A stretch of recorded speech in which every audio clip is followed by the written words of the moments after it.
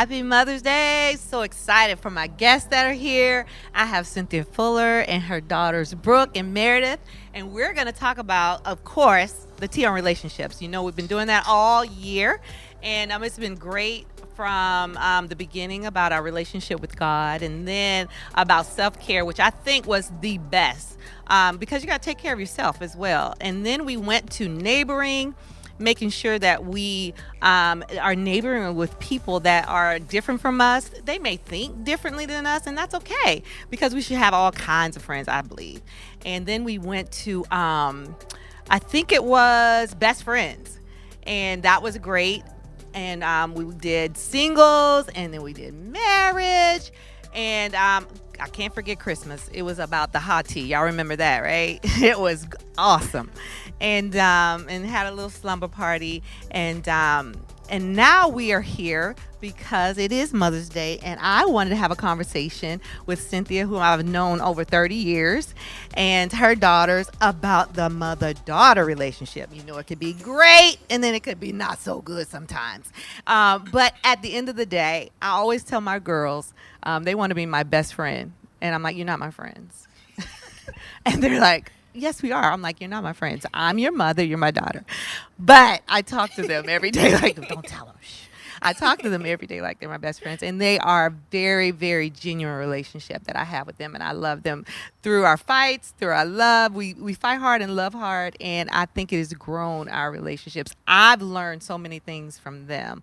So let's start out. I just want to say you guys have grown up so much. You're like adults. You're babies. And like I said, I've known Cynthia for over 30 years. So Cynthia, won't you say a little bit about yourself and what you're doing now as a grandmother?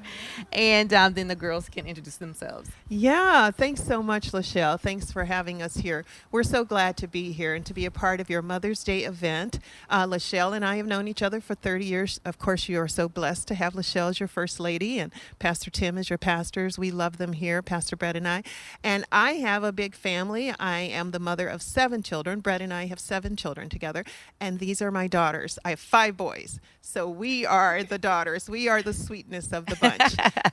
What am I doing now? I am now a grandmother, and I am so excited. I have the most precious little grandbaby, Ava Lily Fuller. She's 16 months old, and she is everybody's dream come true.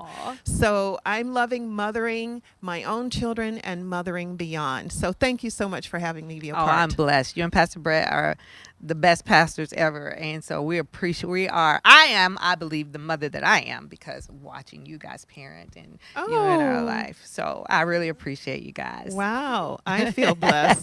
This tremendous woman, God is good. You let me be me, so I love that. Okay, what are you ladies up to? Yes. So I graduated college about a year and a half ago, and I've been working in the children's ministry at my home church. Oh, okay. So it's been so cool to get to work with kids. I majored in global studies, but it's been, so I wanted to do something with like nonprofit work or traveling or people, but I've been able to do a little bit more with kids now, which has been actually amazing. So I never thought I would like enjoy it so much, but I've been loving it, which has been awesome. I was talking to your dad a little bit. He said we can't call you Brookie anymore, especially like not in public. So I'll try to stick to Brooke. Now, can you still be called Mary? Yeah, I would say so. It kind of just depends on whatever, rolls off of somebody's tongue.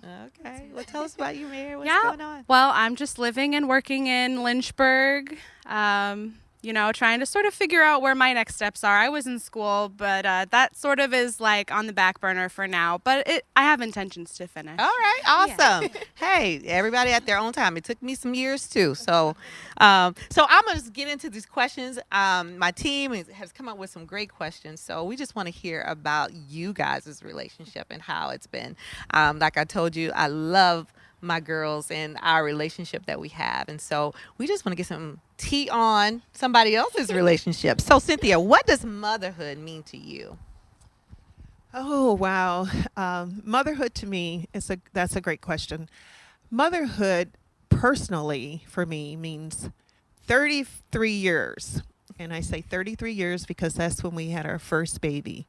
And that began my introduction into motherhood personally. Now, I think of it as being both spiritual and physical, Lachelle, because the spiritual component of it is that God blesses us with children. So God has blessed me with children and brought me into motherhood by being the mother of children. Not just the ones I gave birth to, but my precious adopted daughter here, Meredith, as well as other young people or people in this life that we run into who also enjoy and appreciate and need mothering. So I say 33 years in terms of the birth of our children, the starting of our family, and me becoming a mother. And it's also physical because it is so much work. It is a lot of work. Now, I became a mother at like 20. I was very young mother. Did you always want to be a mother? Because I didn't really see myself. I didn't babysit a lot, and I didn't see myself as a mother, so to speak. But did you always see yourself? Oh, Lachelle, if you talk to my siblings and my family, never. I was the least likely to be a mom. I was the least likely to have children. So yeah, and as it turns out, I am the one sibling who has the most children of all my siblings. Me too. I do too. My sister has one. I'm like, what in the world? Right. And she loved kids. She just, but I think when you have them, it just, something changed. Something clicks in you. Absolutely. You just don't even realize it. Your heart just opens up. I mean, even from the moment you realize you're going to have a baby, something happens. Yes. Your heart starts to change and it gets bigger, and the anticipation and the excitement is it's really wonderful. So what was one of the most important things you wanted to, as a mom, you wanted to impart to your daughters especially? So I think for me, as a mom, I knew how important it was growing up to have a good sense of identity and to know who you are, and to accept yourself, to be happy with who you are, whether you look like everybody else or you look different than everyone else. So to me, that was critically important. But I have to say, Lachelle, I have to add another thing. Okay. I became a Christian in my high school years, my last year of high school. And that was the most revolutionary thing that could have happened for me. And it really was the fulfillment of my identity coming into place. So my major passion was to see them know Christ and to have a personal relationship with him, because I knew that was important for their own identity. So I couldn't separate that, even if I wanted to. But that was just woven throughout the entirety of it. That's awesome. All right, ladies. So how was this mother-daughter relationship like when you were growing up? What was it like? Do you want to go first? What was it like? A lot of fun. She's definitely a big motivator. I would say your biggest fan. Yeah. Like, no matter how small the thing that you bring to her, she's going to be like, oh my gosh, that's so amazing. You got to go for it. Like any little thing. And she just was like, this is it. This is what you should spend your life doing. This is so good. Like, and it just was like, it could be, like, really, Mom, it's not that great, but thank you. So I think that is one of the things that sticks out to me the most about the kind of parent that she was. Just so eager for you to grab life and go for it and, figure it out for yourself. Yeah, that's good. How about you, Brooke? I think even with like homeschooling and being around the house, there are a lot of things I picked up. Like, I remember I was baking for a little bit for a while, and my mom was like, you should be a baker. You should open a bakery when you grow up. And I was like, yeah, I'm really a baker. So kind of what Meredith was saying of how she always was very supportive of if we showed a passion in something, she would encourage us there and wanted us to really grow like in that area. So if I was like, oh, I want to try the violin, she let me try the violin for a month. Or if I wanted to try gymnastics, she'd let me try it. And then if I was like, I don't know if this is for me, she was so understanding of like, okay, let's try something else. Oh, so the big encourager. Yeah, big encourager. Yeah. What is the girls thing y'all do? Like, in a house full of men, y'all are outnumbered for sure. So what's the girl thing that y'all do? We all agreed on shopping. Oh, yeah. Plan our escape. Spend the day. It's different now that we're not all in the same house. Yes. But when we get together, it looks like us usually running some form of errands and then ending with like a coffee or like food. Yeah. That sounds like fun. What is the funnest thing you've done? Now, my girls and I, we've gone shopping, we've done things like these. Cara didn't make it with us this time, but this is the kind of thing we like to do. Her and I like trips and staying in hotels, and so those, you have something that you do. What is some of the funnest things that you guys, memories that you've done?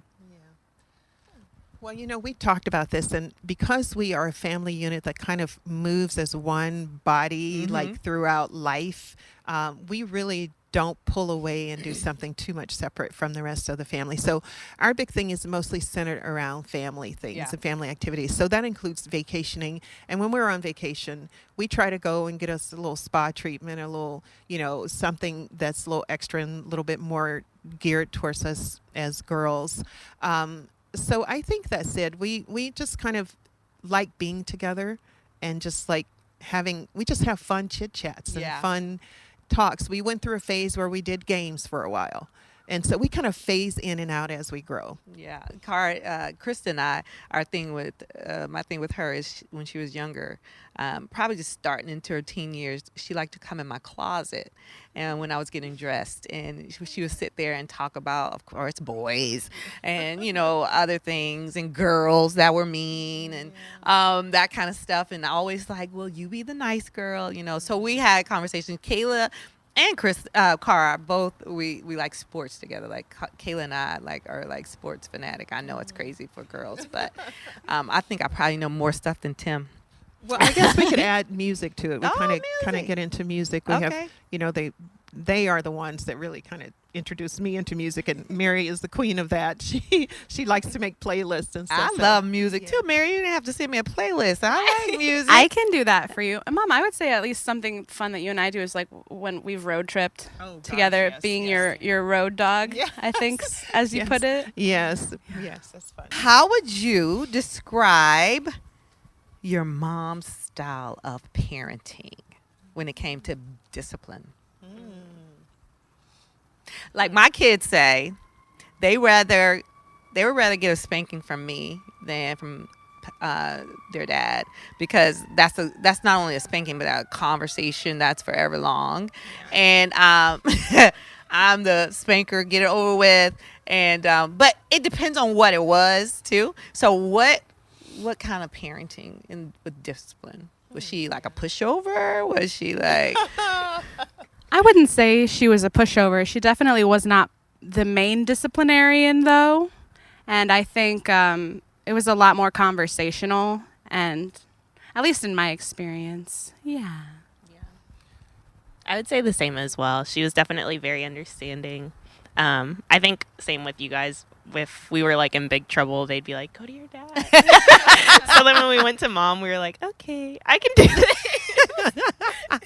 But I mean, both were very loving in the way that they did it. But they told me a story. They remember me getting their little calves and just spanking their little calf legs. Do little things. I remember that, like, you are going to do this, or what are you doing? Spanking their little calf legs to get their attention. It kind of worked. Hey, they look like some fine young ladies here. Growing up, did you feel like you were able to have an open dialogue with your mom about things? Yeah. Oh, yeah. I felt like she was always there. If we like needed to have that conversation. I think through like the phases of like high school, college, you're like, I want to talk to my mom. I don't. Right. So that type of thing. So I think it was, she was always there and very open and very sure that she was like, if you need anything, like, I'm here. And so knowing that was always very comforting for those moments that I was like, oh, and I am like, oh, I really need my mom right now. Yeah. So, yeah. If anything, I think I wish I would have reached out more, because she made herself available, I think, just because of my own, it was my hang-ups. If I chose not to talk to her about something, it probably wasn't because I didn't think I could, but more just because I was like, I'm just a big girl. I can do it myself. I'm a grown-up. I can do it myself. Pretty much, but that was not correct. And you seem to find these things out when you become an adult. Yeah, There's yeah. wisdom that like sinks in, like, duh. Why didn't I ask her that? Absolutely. I've had those. We've all been there. We have. I've been there with my own mom. Like I hear stuff that she said to me in the past, and I would say I appreciate her sharing stuff with me and letting me, Lachelle, this is what I would do, and if I didn't do it, she would sit back and watch and let me find my way. That is the same wisdom my mom had. Yeah. That's the same wisdom. She was like, this is what I think would be good. This is what I'm going to suggest. But she wasn't going to impose upon me. Okay, so as a teenager and now as an adult, I think we can look back and remember one statement. What's one thing that your mom said that you remember and you want to take with you? I told her this the other day. She's the queen of drink your water. Every day. Stay hydrated. Stay hydrated. Yes. How about you, Mary? I told her that I think one of the things, there's so many great things that she said over the years to me, but one that I think sticks out the most as a motivator for me is that nobody else is going to make my life happen for me. Yeah. Yeah, and that's a piece of true. advice that I carry with me now, like that I've got to be the initiator. Yeah. Got to be so up and at it. it's a good one for me, yeah. Yeah, I like that. When did each of you notice the shift of transition beginning between like the mother daughter, like adult? Like my 3 daughters just came back home during the pandemic, and you always knew they were adults, and they are smart, but that I think it hit me when they came back, and you have to really. I read this book called How to Parent Adult Children. I was like, oh my gosh, because I could feel myself like trying to overly nurture, Right. basically tell them what to do, and I had to pull myself back to say, like, they're adults, let them come to you. So have you guys noticed that shift? Go ahead, Cynthia. Yeah, I definitely have. I can remember kind of started, I think, the easing into it when they were in their late teenage years, starting to get jobs, starting to determine where they were going to go in college, and then starting to be with their friends more. And that's when you're like, I don't want, you want to just kind of keep them on that tighter leash and keep Right. them from going out as much. But going out, and then that just took some getting used to. But definitely by the time they were in their last years of college or getting ready to move out, I really saw the shift completely, because they can actually make their own schedule and do their own things, and I don't need to be trying to do that anymore. So that was one of the major things that I saw. So they're good decision makers. I That's think. good. That's good. How do you, and you can help me even with this. How did you help them in making decisions or being there when there was a direction that you knew this was not going to be good, but you don't want to say that is not going to be good, so they can go do it. Right. How do you like stay calm and have a conversation? Like, you know what, this probably is not good, but Yeah. Well, you said the word, you stay calm, and you just kind of listen, and in your brain you might be thinking, I know so many different ways this is not going to work out right. But you know what I really do, Lachelle, that really helps me a lot is I remember my own teenage and young adult years. yeah. I remember them so well in so many scenarios when I see my daughters doing life, and I'm like, somehow this is a necessary step. Certain of these behaviors, they're necessary to learn how to be mature and to learn how to make decisions and to learn how to navigate difficulties. So I kind of get that unction or that feeling that comes back over me, and I just remember what was inside of me. It needed to grow. Yeah. So I kind of give room for growth. Yeah. Do y'all see that? Really cool. That is. Yeah. You take that as either a put in your pocket, right? Remember those nuggets? Remember those nuggets? I wanted to ask you, what made you and Pastor Brett adopt Meredith? I always think there has to be like special people that do that. Well, you know what? It's really any person can adopt. It just so happened for us when we got married, we were already having children, and it wasn't like we couldn't have children.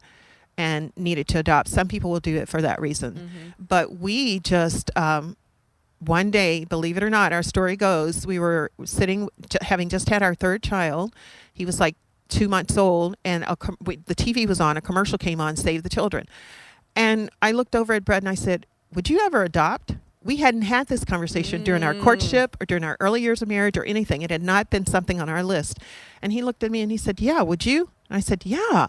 And we were both like, wow, we just discovered something about each other that we didn't know, something really major. Awesome. But what's so interesting is at that very moment, it's almost like it was synchronizing with what God was doing, because we held hands and prayed the quickest prayer. Lord, we thank you. If we're supposed to adopt, you're going to bless us. And we left it.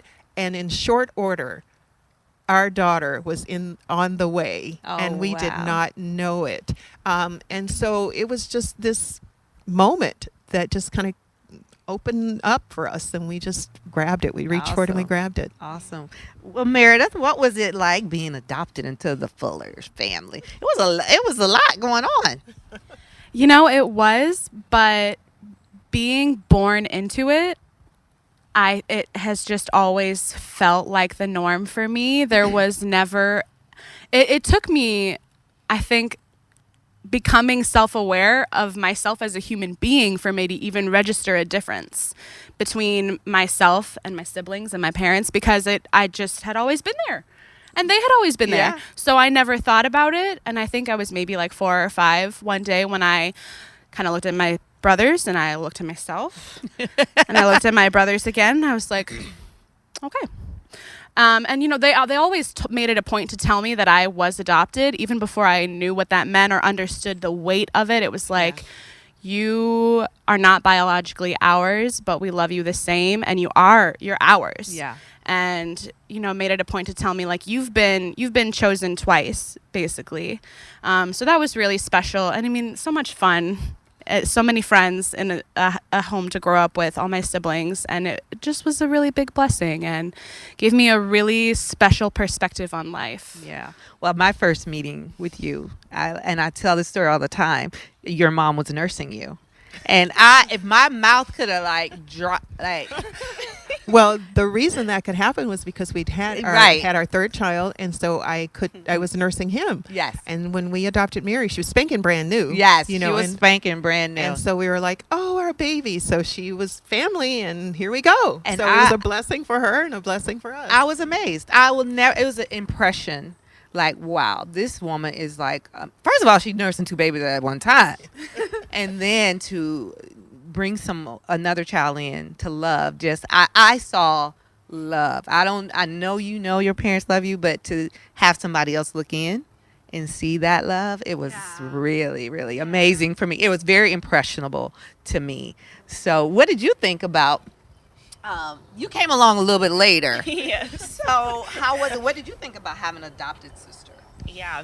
I always made the joke, like, she's been in the family longer than me. So, but I think it was always like a really cool perspective for me, because growing up with her as my sister and my only sister, it was like, oh, this is just my sister.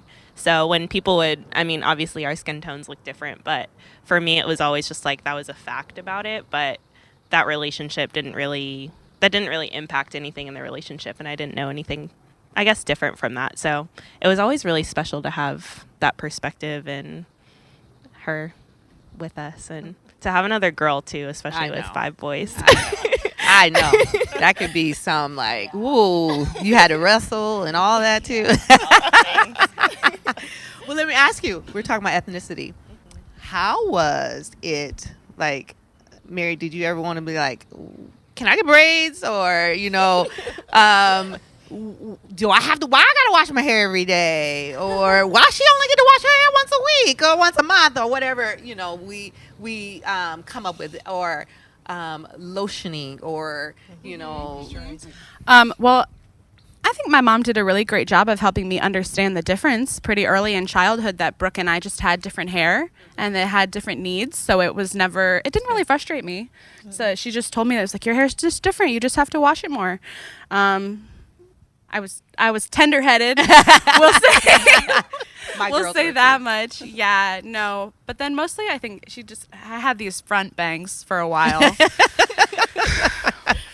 Those this. were fine. They're part of my history, and I accept that. Well, the story is I tried to cut Mary's hair, so not only was it different for them, different for For me you. because with Mary's hair, it gets trimmed more. Right. You guys trim your hair more than Yeah. we do, and so we weren't used to that. It just seemed like, what? You have to go back again and trim it. So I was like, I need to learn how to do this.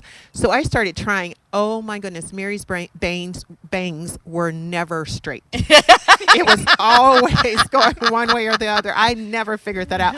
But fortunately, she was so cute, it didn't matter. It didn't matter.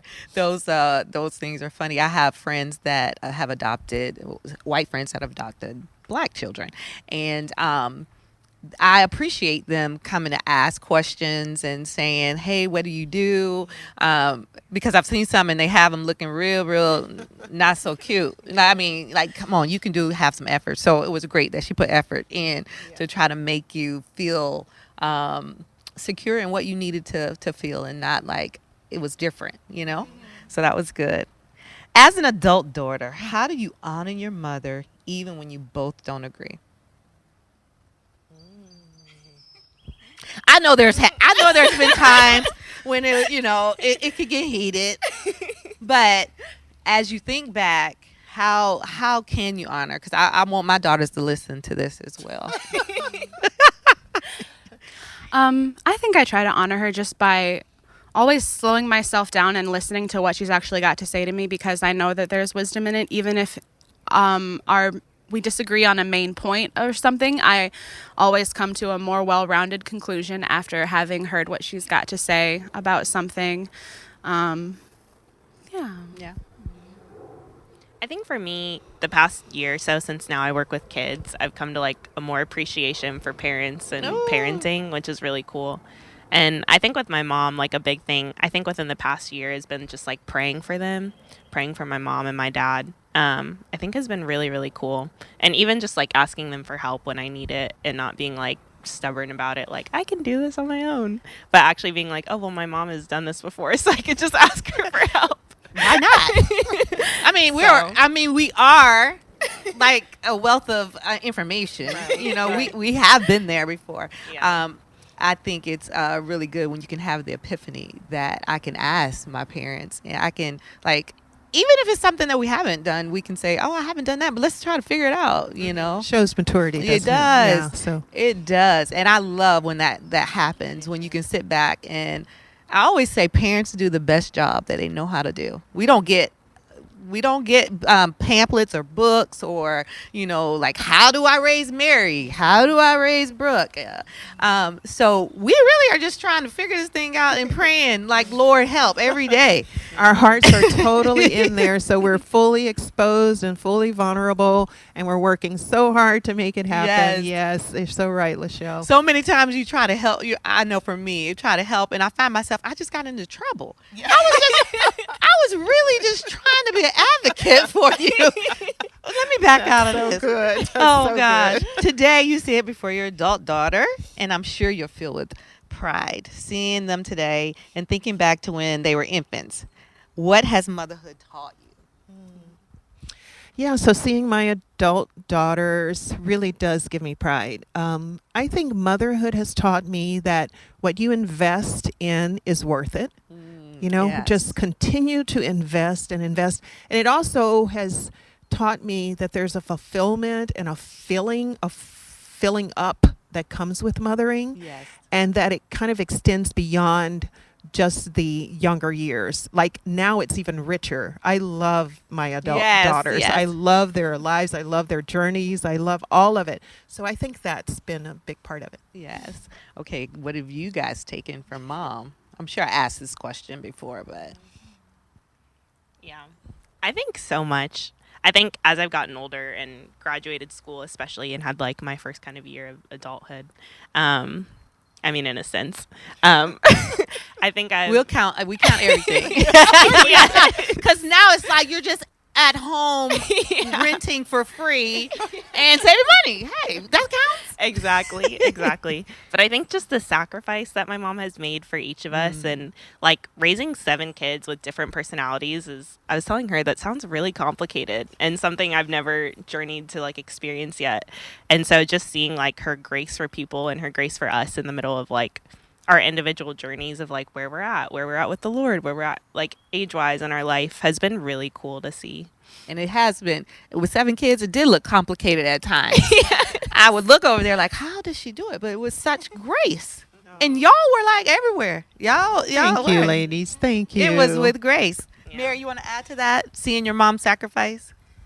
Yeah, I think it has just been a really big inspiration to the way that I want to carry myself through life, because she just seems to be this well with no, like, it doesn't end, for how much patience and just grace. That's the best word to explain it, I think. What she extends toward people and toward anybody. It doesn't matter who you are or where you're coming from. My mother is still going to come from a place of non-judgment when she speaks to you as best as she knows how. And I think that's a really admirable way to move through life. And it's something that I really aspire to.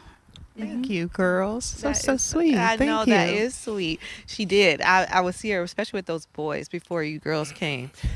And I remember her sitting there in church. I'm like, what is she doing? Is she pinching them to make them stay still? Like, what is she doing? But she did. She did it with such grace. It was such grace. To date, because amazing things are still yet to come, share with your daughter a time that she may not have realized how much they blessed you. I love this question. I can remember, and this happens on the regular. Mary's very talented and very gifted. They both are really very gifted with art and drawing and that sort of thing.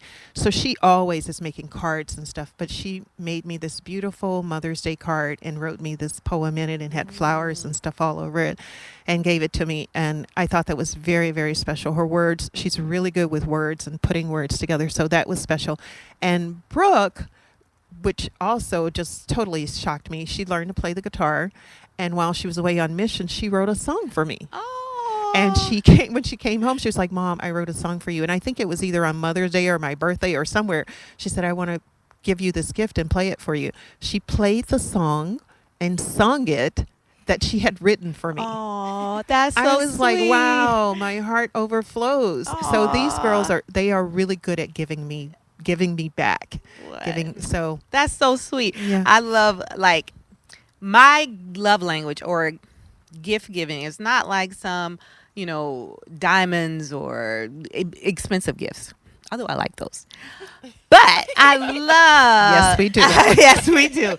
But I love when my kids do stuff. They make songs, or and one of my most memorable ones was they mimicked me in everything, like my life. Like, they know I don't, you get in my car and you change the radio to whatever you want, but put it back on my station, So what they did was they dressed up like me and did this video and played it on my birthday. They got me, encouraging and yelling at Carr's basketball game, like how I would do that. Oh, yeah. And like with every kid, like, I laughed so hard because it was me. Yeah. It was who got in my car and did not turn my radio back?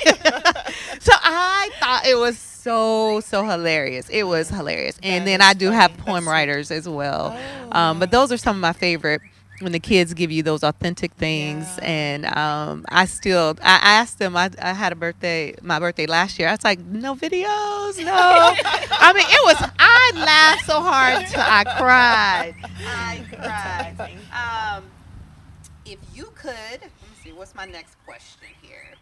If you could leave mothers with one thing to remember, what would it be? I think I would say that you're needed. Yes. Not just for the children you give birth to, but you're needed. I would say that a mother has a mothering heart, and a mothering heart is bigger than anything you could ever put inside of yourself, and it's for giving out. Yes. And so definitely don't hold back on moving into that mothering heart.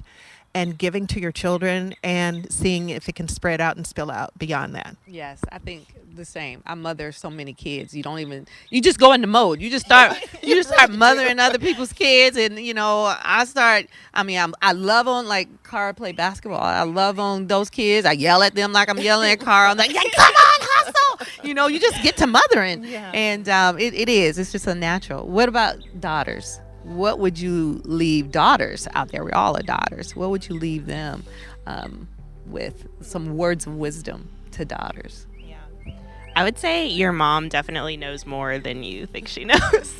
I think like in those ages of like high school to college, you're kind of like, oh, I can figure it out. My mom wouldn't understand. But your mom has been through it, whether it was 20 years ago or 10 years, you never know. So I think it's just cool to remember that your mom knows a lot more than you think she does. It's so funny. It's like my kids think I went to school too.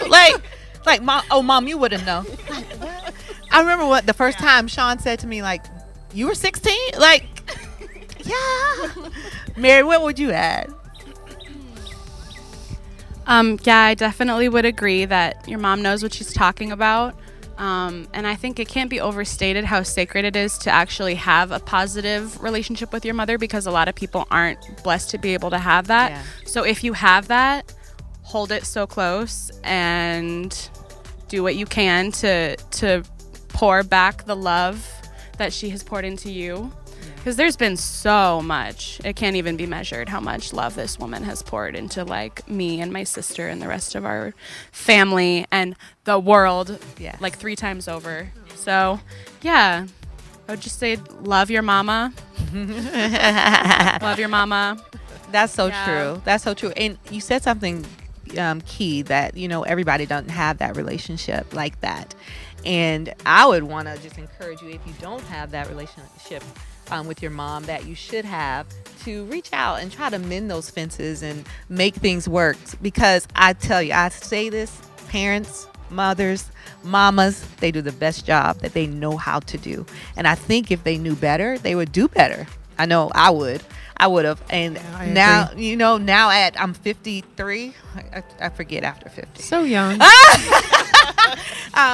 I look back and I think like, wow, my mom had so much wisdom. Of course, in teenage years, I didn't think she knew what she was talking about either, but realizing like, wow, she really didn't know.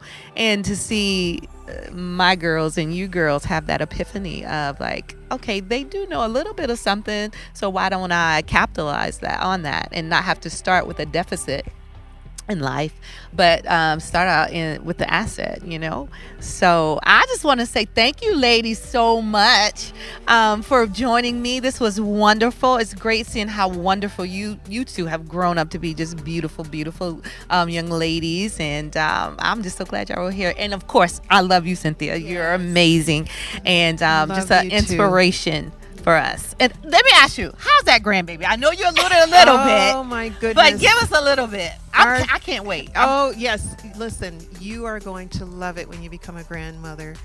She is a dream come true. She's beautiful. She's spunky. She's energetic. She's fashionista. She's telling everybody what to do. She's got us all wrapped around her finger. So she's beautiful. We are loving her. What a blessing. Well, great. Well, it's good having you guys.